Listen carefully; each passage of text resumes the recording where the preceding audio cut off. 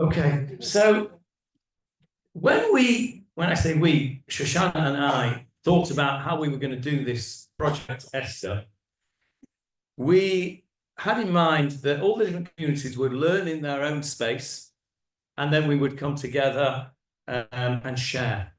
And it's come to pass. We are here tonight sharing what we have learned.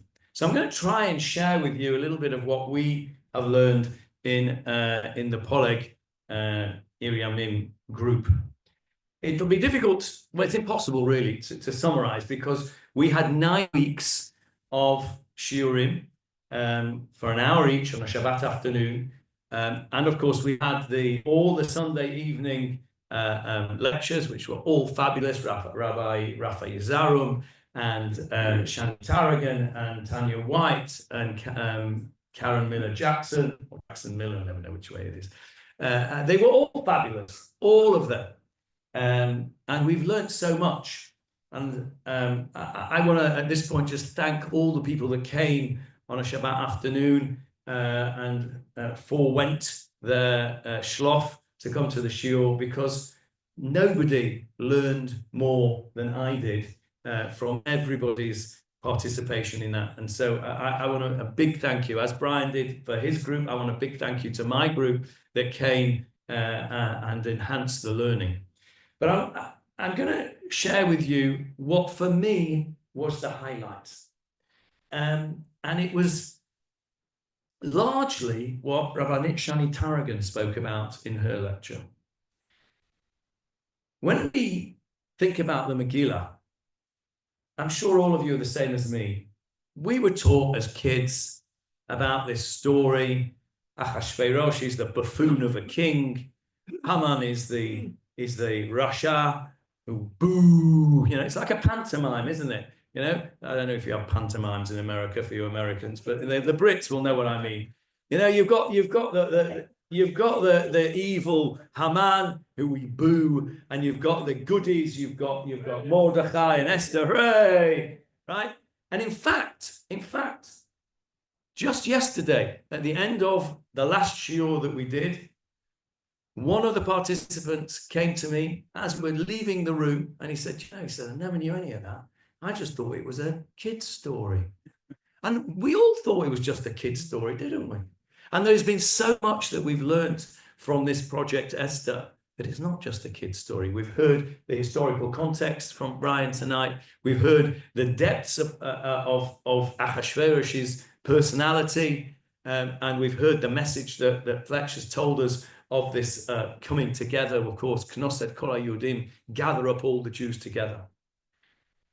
But in understanding that it's not just a kid's story, we have to look at the historical context. And I'm going to go over a little bit of what Brian spoke about, because we have a habit as Jews of being very Judeo-centric, right? We think, to be honest, with some justification, we think that the whole world revolves around us.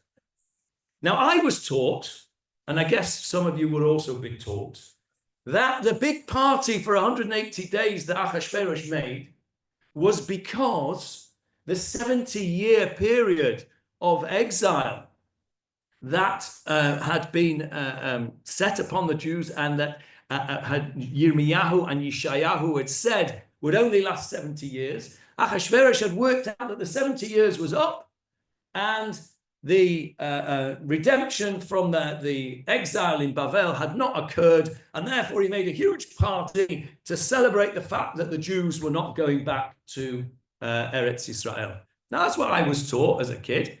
I can see a few people nodding. You were also taught that.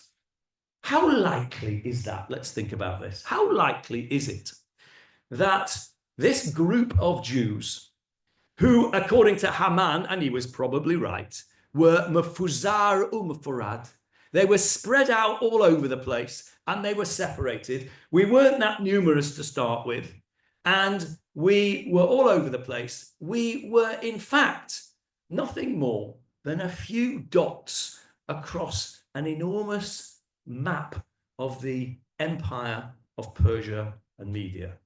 is it likely that the king is going to be interested in the fact that we have not gone back to Eretz Israel and make a 180-day party and invite every knacker from 127 provinces? Or is it more likely, as Brian has told us, that, according to Herodotus, he was actually gaining funds for his next battle against the Greeks because 3 years earlier he'd failed miserably, unexpectedly, but had failed, and he was trying to get support from all of the 127. That's what was really going on.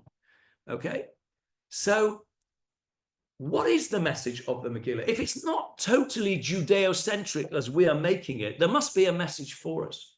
The historical context is very interesting because we were also taught that Achashverosh had made this error in the 70-year calculation, and it hadn't yet got to the 70 years, right? The 70 years weren't up yet, because he had calculated it from the time when Nebuchadnezzar had come to power, and not from the time of the destruction of the temple, which for us was the starting point of the 70 years. So we were taught that actually it was prior, the story of Megillah was prior to the end of the 70 years.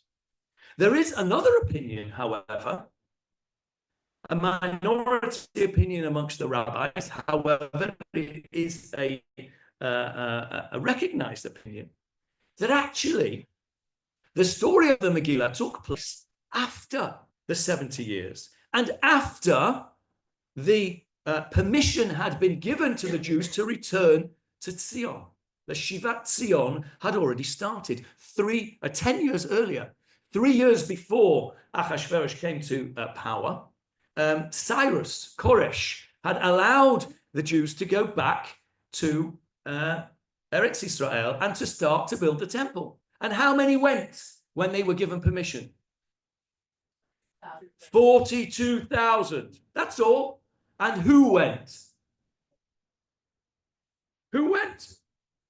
Mordechai and Esther were in Shushan.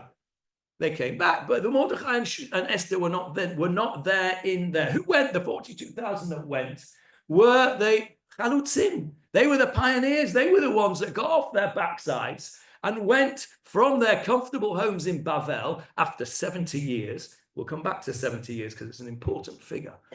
70 years in Bavel, they're all nice and settled. They've got nice businesses. They've got nice homes. They've got everything going for them there. They don't want to go to this rotten, desolate land of Eretz Israel. Only 42,000 out of however many we were all together went. And the people that went, actually, not the knackers, not the people with the big houses and the big businesses and the wealthy folk. It was the poor folk that went. They were the ones that went and got their hands dirty and started to build the temple.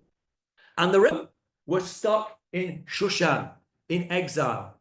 Now, the ideas that Shani Tarragon put forward in her lecture was that the whole of the Megillah is actually a satire and a parody and a criticism of diaspora Jewry. Okay, a fascinating idea. And I want to expand on that a little bit, because one of the things that we see, what we do, we're going to say it on Thursday night. We're all going to say it out loud, aren't we? Ish Yehudi haya b'Shushan u'shmo Mordechai ben Yair ben Shimi ben Kish ish Yemini. Right. There was a man in Shushan, and a Jewish man, Ish Yehudi, a Jewish man in Shushan, u'shmo Mordechai. His name was Mordechai. Where does the name Mordechai come from? Marduk was the god of war of the Babylonians. There's one other name in Tanakh very similar to Mordechai. Anybody know what that name is? He was a king, not a king of Jews. He was a king of Bavel. His name was Evil Marduk, exactly the same name as Mordechai. Mordechai is not a Jewish name. He was named after a god. It's a bit like going to a bris, Vayikari V'Shemai B'Yisrael, Jesus, right? Mordechai is not a Jewish name. He's named after a god of the Babylonians. Ish Yehudi haya b'Shushan. There was a Jewish man in Shushan, Ushmu Mordechai. His name's Mordechai. What's going on? Why is he called Mordechai? Look at Esther. Esther, we're even told is not her real name. What's her real name? Hadassah. Esther, why is she called Esther? The rabbis say because Esther, Panim HaKadosh Baruch Hu hidden his face, and Esther had to hide her identity from the word lahastir, to hide. But Esther is not just that. Esther is also named after a god, a goddess. Astarte, the god of fertility. These were not Jewish names. Esther and Mordechai were assimilated names. What this pasuk is telling us, and we say it out loud, is there was a massive assimilation problem here. They should have been in Shivat Zion. What was going on? When they came back, when they went to Bavel, when they got exiled after the destruction of the temple, what did they do? Al Naharot Bavel. They sat down by the rivers of Babylon and they wept, right? And what do we do when we have a simcha? Im eshkachech Yerushalayim, tishkach yamini. It was lip service. They were saying and crying by the rivers of Babylon, but they never left. They were entitled to go. They were allowed to go. And they should have gone. And they didn't go. And this was the problem of the Megillah. The Megillah, according to this theory, took place after the permission of Shivat Zion was given, and they didn't go. And this is what happens when you get stuck in assimilation. You get very comfortable, and you get to be called Mordechai, and you get to be called Esther instead of Hadassah. We don't know what Mordechai's bris name was. I'm sure it wasn't Mordechai, right? We get to be called these things, and we assimilate into our cultures where we have gone to. And it took 70 years. Now, 70 years is an interesting figure, isn't it? Look at Soviet Jewry. Soviets in 1917, Soviet Revolution, right? How long did it last? 72 years, 1989, right? So what happened to the Jews in those 70 years? So many of them were lost, assimilated into Soviet society. Look at America. So many of the Jews of Europe came to America either pre-war or post-war 70 or so years ago. What percentage of the descendants of those Jews are still committed to their Judaism? Small percentage. So many of them have assimilated. This 70 years is a very specific figure. So the idea of this theory is that the Megillah is not just a story, a fairy story for kids to enjoy. It is that, and we must not lose that, because it's really important that the kids enjoy that. And the kids don't need to know about these awful things that we've discussed tonight, which are much deeper. Let them enjoy their Purim. Let them dress up and let them bang for Haman and let them be children. But when we're no longer children, we have to know that the Megillah means something more than just a childish story. Now, you may say, well, okay, well, I'm preaching to the converted here because we've all made aliyah, haven't we? And we're not the ones that are stuck there in assimilation. But, Chaverai, that's not the case. 70 years. What has happened to Israeli society in the last 70 years? How much assimilation into the secular world has there been here in Israel? We are privileged in our shul. I don't know if you have the same here. We are privileged in our shul to host many bar mitzvot of the local population, not necessarily of our members, people who are not members. They come to our shul and they have their bar mitzvah. And it's quite clear that the bar mitzvah boy, his father, and in some cases his grandfather, have never seen the inside of a shul for decades. They don't know what to do. And the kids that come to celebrate their bar mitzvah with him, they don't even know to cover their head in a shul. They don't even know to cover their eyes for Shema Yisrael. It's a tragedy. This is another fact that we need to see from Megillat Esther. It's not just about the Galut. It's a Galut story. It took place in Galut. And we have them. We've done that hard step, us lot, because we've come from the Galut and we are here back in Eretz Israel. But there's still work to do. And the story of the Megillah, for me, the highlight of all our learning was the realization that there was another theory here, that this took place after the Shivat Siyum, and that there was no real connection with the Jewish people until Esther came along. And Esther wasn't interested right at the beginning. She said, well, I can't go into the king. I might get my head chopped off.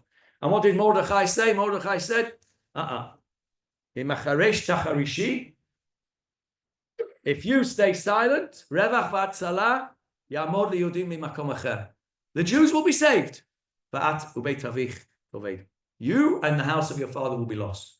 Because we have to step up. Whoever it is, we have to be Esther. Whatever we can do. We can't all be Fletch. We can't all do 400 plus days of Miluim. Those that can, do. And those that we can't, then we have to give thanks to those that can. We do what we can do. We can support them in whatever ways we can. We can pray for them. We can financially support them. All the things that we've done to help during the times of crisis, that's all we can do. Everybody has to step up. Like Esther, we have to step up. Because you know what? If it's not us, somebody else will do it. The Jews won't be destroyed, because HaKadosh Baruch Hu has made us a promise that we will never be destroyed. You want to be one of those that does something and wants to be an Esther and wants to be somebody who steps up, then we have the opportunity to do it. And we can do it in all sorts of ways, by learning, by doing mitzvot, by encouraging others to do so, by doing chesed, by doing all the things that are available for us to do, to step up. That's what the Megillah is teaching us. There's so much more there that we could talk about, but my time is well and truly up. And so I wish you a Purim Sameach, and I hope that you've been inspired by the speakers tonight to carry on in the learning. Thank you.